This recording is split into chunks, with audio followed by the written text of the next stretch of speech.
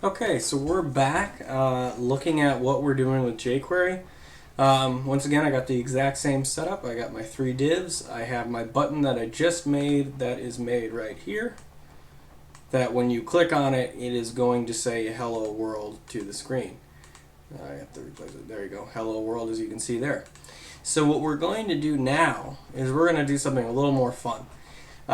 This is a lot of fun. I shouldn't say it like it's not, but I'm going to go ahead and turn the styling down, so I'm just going to collapse it like this so that we can see everything at once. So once again, it's just a little Sublime thing that's really nice. You see that? It shows you that there's more content here, and then you click on this down arrow and it'll show the content. And this goes 17 to 52. So this is a nice way to, once you know that your styling's good, you can just collapse it, get out of the way so you don't always have to see it. So what we're going to do now is, let's say, hypothetically, on this div, when this button is clicked, instead of hello world, we want it to make a button right here. Now, if we obviously put the button in here, then right away when the page loads, there's going to be a button here. We don't want that. What we want is, as soon as this button's clicked, it shows a button. We can do that with jQuery. And so I'm just going to take this line out because obviously, well, I guess I can keep that line in there too. So what we're going to do now is we're going to add more to this on-click event. So this once again is the listener for the event. This is saying, hey, use the jQuery library. Hey, find this element in the window. So it's looking, it's looking, it's looking. Whoa, I found an ID that's equal to first. Oh, I'm sorry. I found an ID equal to first button. Okay, I'm good. And then it's saying, okay, when that is on, okay, what type of on? Oh, when it's clicked, then do this. That's literally what's going on in this line. So it's going to, once clicked, it's going to change to hello world.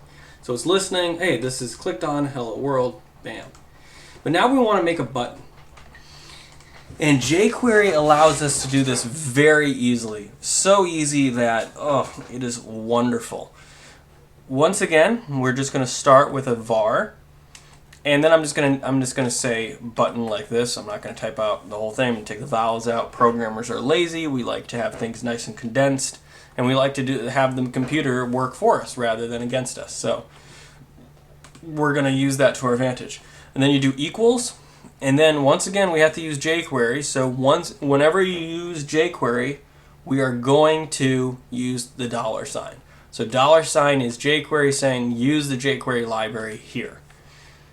So now we do our parentheses. And now what we're going to do is we're going to make a button. We're going to do our quotes, a less than, and then a greater. And then we're going to put what we're making. And we're going to make a button. So notice down here that we have the less than and greater sign right here.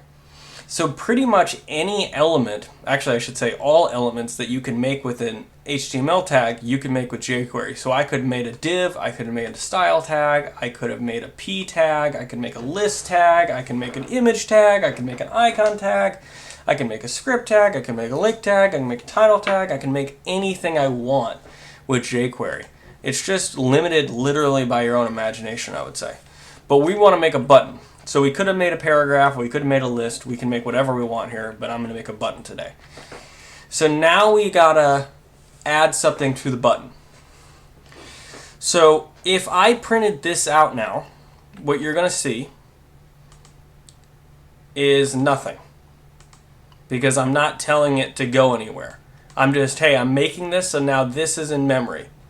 What we have to do is sort of similar to this.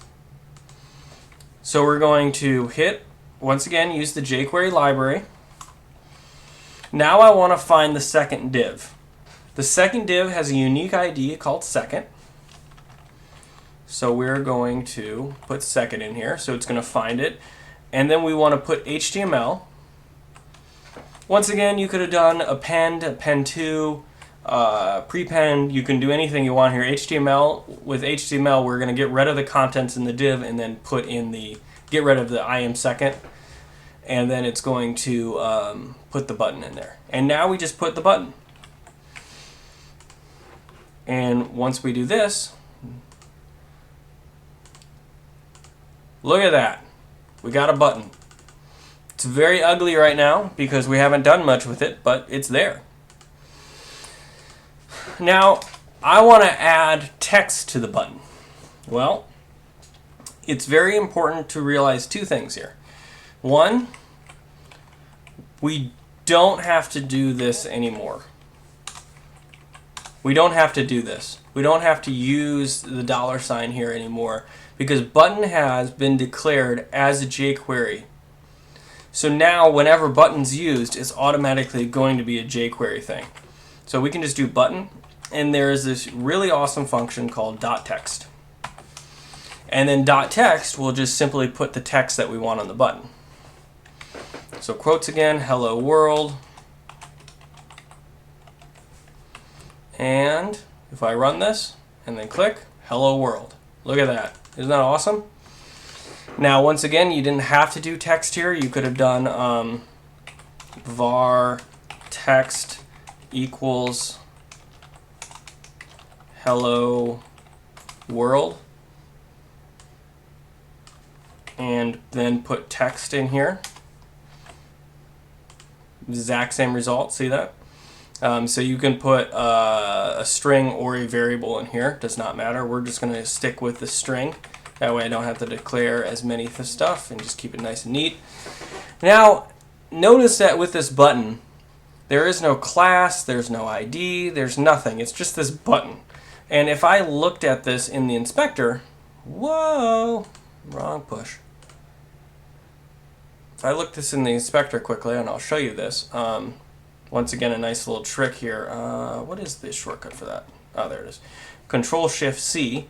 We're going to click on it. Now notice here, nothing. It's just a button, right?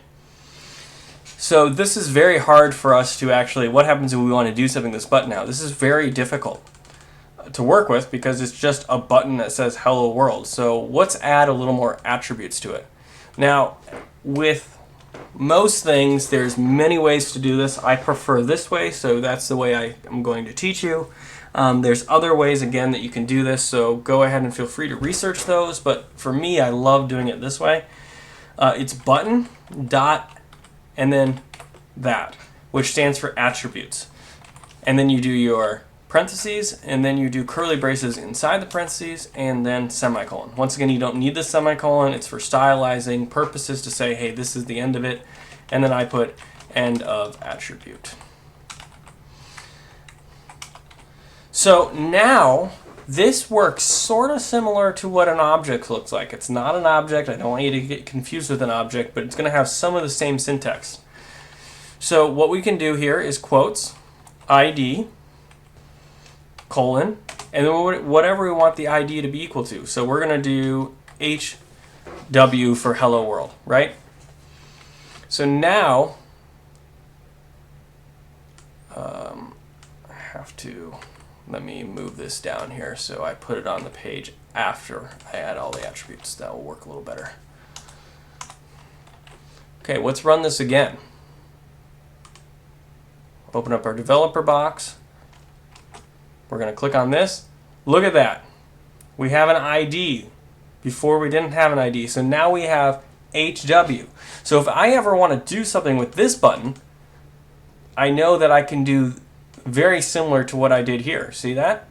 So now instead of first dash button, I just do quotes, hashtag homework. Now let's say we want to add a little more to this.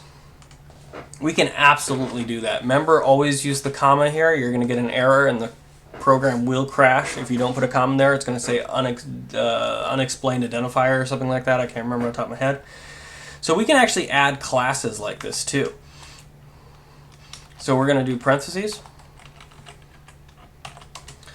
And notice how we use the bootstrap classes here to make this button look pretty. So I'm actually just going to copy and paste this.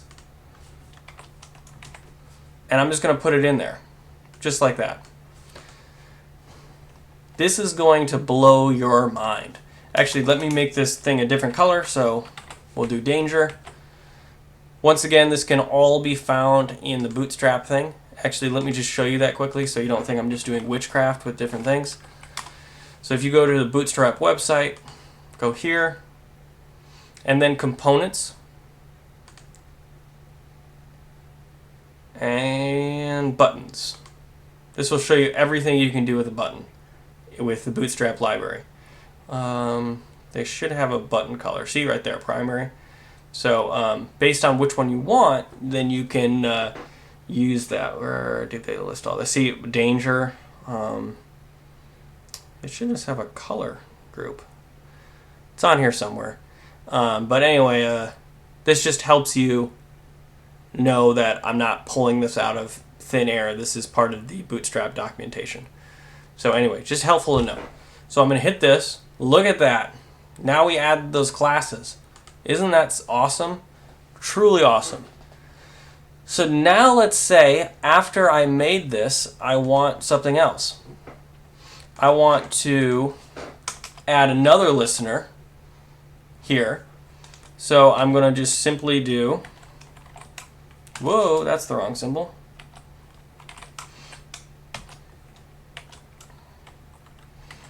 Now this is homework, or sorry, hello world. And then we're going to, nope, that's the wrong stuff. And we're going to say what type of thing we want it to listen to. We want to listen to an on-click event. Put the functions, parentheses, curly braces, bam. And now simply what we're going to do is for I am third, which has this unique thing called third for ID.